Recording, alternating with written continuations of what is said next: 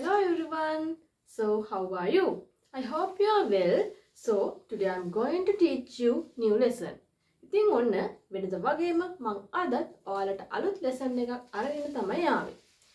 ඔයාලට එදිනදා කතරේදී අත්‍යවශ්‍ය වෙන grammar lesson එකක් තමයි මම අද උගන්වන්න යන්නේ. ඔයාලා අහලා ඇති මීට කලින් modal verbs එහෙම නැත්නම් auxiliary verbs. අන්න මෙන්න මේ පාඩම එකම වීඩියෝ එකකින් ඔක්කොම auxiliary verbs ටික මම අද උගන්වන්න තමයි මේ සූදානම් වෙන්නේ. ඉතින් අපි මුලින් බලමු මොනවද මේ auxiliary verbs කියන්නේ කියලා.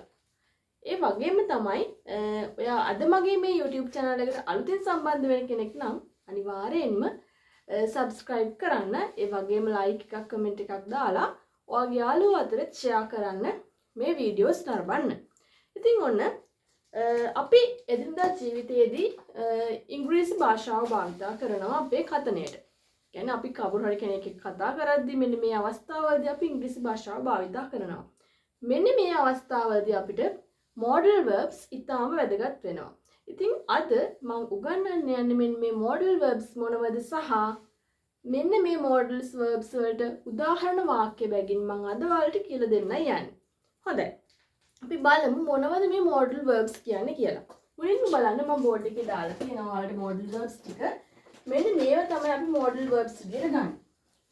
can, could, should, must, may, might, have to, has to, had to, will have to.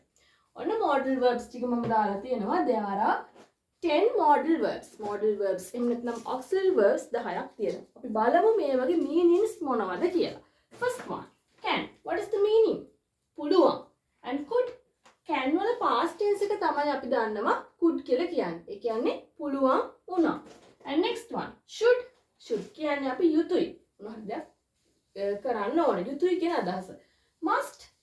යුතුයමයි. ඒ කියන්නේ should වලට වඩා අපි වැඩි අවධාරණයකින් යුතුව කවුරු හරි කෙනෙක්ට මොන හරි දෙයක් ප්‍රකාශ කරනවා නම් අපි පාවිච්චි කරනවා මොකද්ද? must භාවිතා කරනවා. And next one, may.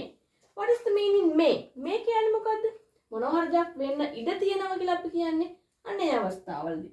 එතකොට might වෙන්නත් ඉඩ තියෙනවා. සමහරලාට ඒක නොවෙන්නත් පුළුවන්, වෙන්නත් පුළුවන්. කියන්නේ පැති දෙකම ගැන අපි කතා කරනවා නම් අපි පාවිච්චි කරනවා මොකක්ද? might. And next one, have to, has to. මේ දෙකේම තේරුම වෙන්නේ මොකද්ද?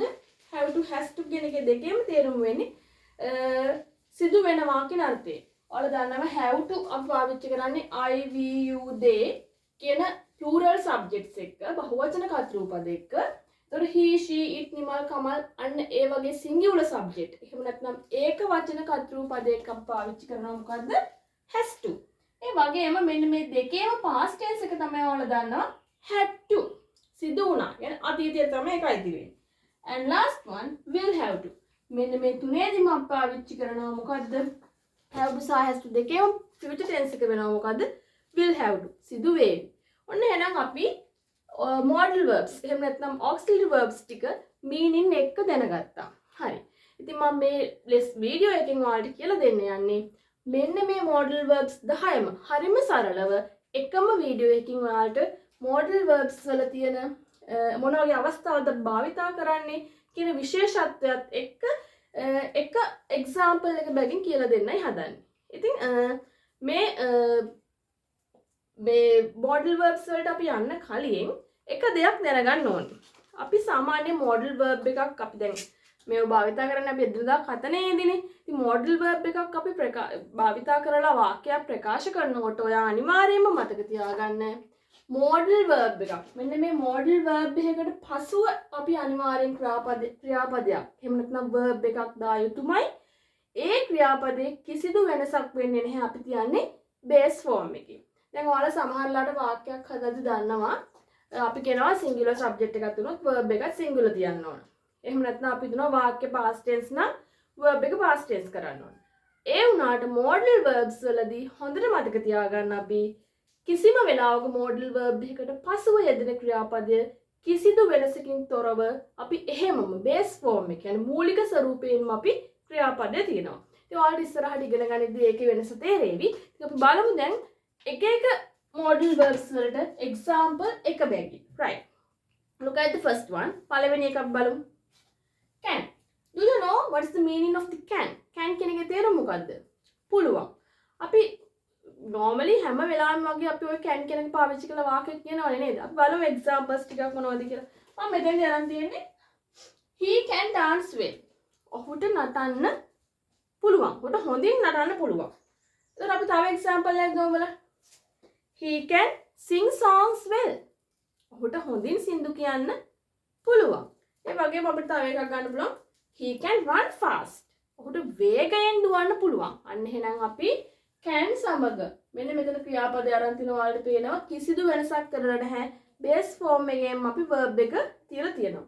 Okay, now look at the next one. අපි බලමු දෙවෙනි modal verb එක මොකක්ද කියලා. දෙවෙනි modal verb එක වෙන්නේ could. ඒ කියන්නේ can වල past tense එක. What is the meaning of this modal verb? Could පුළුවන් වුණා. කියන්නේ past tense එකනේ. අපි බලමු ඒ ගැනත් example එකක්. She could run fast. She could run fast. ඇයට වේගයෙන් දුවන්න පුළුවන් වුණා. ඒ කියන්නේ past tense. සමහරට දැන් බැරි වෙන්නත් පුළුවන්. ඇයට දැනුත් දුවන්න පුළුවන් වෙන්නත් පුළුවන්. කියන්නේ මේක could කියන්නේ එහෙනම් past tense එකෙන්. අපි ඒ වගේ තව example sentence ටිකක් බලමු. He could dance well when he was young. ඒ කියන්නේ මොකද්ද? එයාගේ තරුණ කාලේදී යාට හොඳට නටන්න පුළුවන්කම තිබුණා. පුළුවන් වුණා. අන්න එහෙනම් past tense එකේ තරුණ කාලේ තමයි යාට dance කරන්න හැකියාව තිබිලා තියෙන්නේ. Okay, now next one. බලමු ඊළඟ එක. Should. What is the meaning? Should. යුතුයි කියන අදහස නේද? මම මෙතනදී sentence එකක් අරන් තිනවා. We should change the education system. අපි මේ අධ්‍යාපන වෙනස් කළ යුතුයි. අපිට ඕන තව කියන්න පුළුවන් we should play netball now. අපි දැන් netball සෙල්ලම් කරන්න කළ යුතුයි. And next one, I should drink water now. මම දැන් වතුර බොන්න ඕන. And next one, we should go now. අපි දැන් යා යුතුයි. අන්න ඔය වගේ අපිට should එක modal verb එකක් විදිහට අපිට should භාවිතා කරන්න පුළුවන් අපිට එදිනදා කතනයේදී. ඉතින් මම නැවත ඔයාලට මතක් කරනවා ඔයා අනිවාර්යෙන්ම මේ වීඩියෝ එක බලද්දී මේකට ලයික් එකක් දාන්න, කමෙන්ට් එකක් දාන්න, ඒ වගේම ඔයාගේ යාළුවෝ අතර share කරන්න මේ වීඩියෝ වලින් ඔයාගේ ඉංග්‍රීසි කතනය දියුණු කරගන්නවා වගේම ඔයාගේ යාළුවෙක්ටත් උදව් කරන්න. ඒ වගේම තමයි මම මේ උගන්වන දේවල් අනිවාර්යෙන්ම පොතක් අරගෙන නෝට් ඩවුන් කරගන්න. එතකොට ඔයාට ඉස්සරහටත් මේව බලලා ප්‍රැක්ටිස් කරන්න හැකියාව තියෙනවා. right. ඊළඟට තියෙනවා මොකද්ද? must. must කියන එක should වලට වඩා ප්‍රබලයි. ඒ කියන්නේ කළ යුතුමයි කියන අදහස නේද? අපි බලමු එහෙනම් must. You must. මෙතන මම මොකද කරලා තියෙන්නේ? You must go now. What is the meaning? ඔබ දැන් යා යුතුමයි. අනිවාර්යයෙන්ම කරන්න ඕන. කතා දෙකක් නෑ. You must go now. අද යා යුතුමයි. And next one. You must participate the exam. අනිවාර්යෙන්ම exam එකට යා යුතුයි. සහභාගී විය යුතුයි. And another example, you must come to work on time. වෙලාවට වැඩට පැමිණිය යුතුයි. On time. හරියටම වෙලාවට එන්න ඕන. වෙලාවෙ මෙහා වෙන්න බෑ. අනිවාර්යයි. right? අන්න එහෙනම් should සහ must අතර වල දැන් වෙනස තේරෙනවා. should කියන්නේ යුතුයි.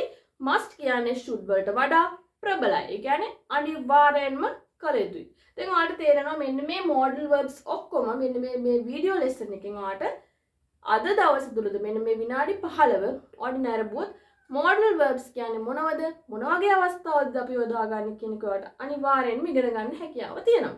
right. next one. අපි බලමුකෝ ඊළඟ එක. may. What is the meaning may? may ඉඩ තියෙනවා. අපිට මොන හරි දෙයක් කරන්න ඉඩ තියෙනවා. අපි සමහරට කරන්න තියෙන එකක්. සමහරට කරන්න පුළුවන් කියන අදහසනේ. අපි බලමුකෝ ඒකට example එක. It may rain in the night. What is the meaning? These days are raining. මේ දවස්වල වහිනවනේ නේද? අද අපි කියනවා it may rain in the night. අද රැයට වහින්න ඉඩ තියෙනවා. නේද? It may rain in the night. And another example තව එක. She may go there. ඇයි යන්න ඉඩ තියෙනවා. right? And next one. may වයින් පස්සේ තියෙනවා might. might කියන එක ඉඩ තියෙන ප්‍රගින වෙන්නත් පුළුවන් නොවෙන්නත් පුළුවන් කියන අදහසින් තමයි අපි might භාවිතා කරන්නේ. okay, now go to the example. We might go to England next year. අපි ඊළඟ අවුරුද්දේ ඉංග්ලන්ඩ් යන්න ඉඩ තියෙනවා. සමහරට නොයන්නත් පුළුවන් යන්නත් පුළුවන්. يعني දෙපැත්ත ගැනම අපි එක කතා කරනවා නේද? වෙන්නත් පුළුවන්, නොවෙන්නත් පුළුවන්. Right. And the example, he might come today. ඔහු අද එන්නත් පුළුවන්, නොවෙන්නත් පුළුවන්. ඔහු අද එන්නත් ඉඩ තියෙනවා, නොවෙන්නත් ඉඩ තියෙනවා. And next one, we might go to England next year. Okay, right. අපි ඒක ලියුවනේ. අන්න ඔය විදිහට අපිට පුළුවන් මොනවද? මේ modal verbs ටික අපි දැන් ඉගෙන ගත්තා. ඒවද ඔයාලා දැක්ක verb එකේ කිසිදු වෙනසක් වෙලා නැහැ. අපි base form එකෙම verb එක තියලා තියෙනවා. And next one, have to සහ has to. Do you know have to සහ has to? have to අපි භාවිත කරන මොනවද? plural subject. what are the plural subject? මොනවද බහුවචන කර්තෘපද කියන්නේ? I, we, you, they. And has to, he, she, it, Nimal, Kamal ඔන්න වගේ singular subject. ඒක වචන කර්තෘපදයක තමයි අපි පාවිච්චි කරන්නේ. මේ දෙකේම තේරුම වෙනවා මොකද්ද? have to සහ has to කියන දෙකේම සිදු වෙනවා කියන අර්ථය. Right. Now go to the examples. I have to clean the house now. මට දැන් ගේ පිරිසිදු කරන්න සිදු වෙනවා. And අපිට තව කියන්න පුළුවන් ඕන I have to go now. මට දැන් යන්න සිදු වෙනවා. And next one, has to. She has to pay the bill now. ඇයට දැන් bill එක pay කරන්න වෙනවා. අපිට නැත්නම් කියනවා she has to dance now. ඇයට දැන් නටන්න වෙනවා. අන්න ඒ වගේ අපිට has to සහ have to භාවිතා කරන්න පුළුවන්. මේ දෙකම present tense එක. Right? මේ දෙකේම past tense වල modal verb එක වෙනවා මොකද්ද? had to. සිදු වුණා. සිදු වෙලා ඉවරයි. මේ දෙකටම අපි පාවිච්චි කරන්නේ මොකද්ද? ඒක වචන බහු වචන දෙකටම had to කියන modal verb එක. එහෙම නැත්නම් auxiliary verb එක. Okay. Now look at the example. We had to postpone the match. අපිට match එක කල් දාන්න සිදු වුණා. අපි බලමු ඔක තව example එකක්. I had to go to Matara yesterday. මට ගියේ මාතර යන්න සිදු වුණා. And we had to postpone the match. There is the example. Now you can see there are verbs but they are not changed. ඒනට ඒවා වෙනස් වෙලා නැහැ. එතන තියෙන්නේ මොකක්ද එහෙනම් base form එකම තමයි. Right. And last one අපි බලමු අන්තිම modal verb එක මොකක්ද කියලා. Last one, will have to. Will have to mean අනාගත කාලෙදී සිදු වේවි කියන අර්ථයෙන් තමයි අපි will have to පාවිච්චි කරන්නේ. Right. I will have to find a new class. මට අලුත් පන්තියක් හොයාගන්න වේවි. එහෙම නැත්නම් කියන්න බලන්න I will have to find a new job. මට අලුත් රැකියාවක් හොයාගන්න සිදු වේවි. අන්න ওই විදියට අපිට පුළුවන් modal verbs මෙන්න බලන්න modal verbs ටික අපිට එදිනදා කතනේදී කියන්නේ අපි එදිනදා කතා කරන දේවල් spoken English වලදී අපිට මෙන්න මේ විදිහට modal verbs ඉගෙන ගන්න පුළුවන්. මේ වගේ තව ටික්ස් තියෙනවා. ඔයාලට මම ඒව ඉදිරියට කියලා දෙන්නම්. මේ මම අද කියලා දුන්නේ base form එක. එකම වීඩියෝ එකකින් ඔයා කොහොමද මෙන්න මේ modal verbs ටික ඉගෙන ගන්න කියලා. ඉතින් මම හිතනවා මේ වීඩියෝ එක ඔයාලට අවසන් වෙද්දී මොනවද modal verbs කියන්නේ? මොන වගේ අවස්ථාවලද පාවිච්චි කරන්නේ? එතකොට අපි verb එක තියන්නේ කොහොමද කියන හැම දෙයකටම පිළිතුරු ලැබෙන්නේ නැති කියලා. ඉතින් අනිවාර්යයෙන්ම ඔයා මගේ YouTube channel එක subscribe කරන්න. ඒ වගේම like එකක් comment එකක් දාන්න. ඔයාගේ යාළුවෝ අතර share කරන්න අමතක කරන්න එපා. So today my lesson is end and we will meet the next lesson. Thank you.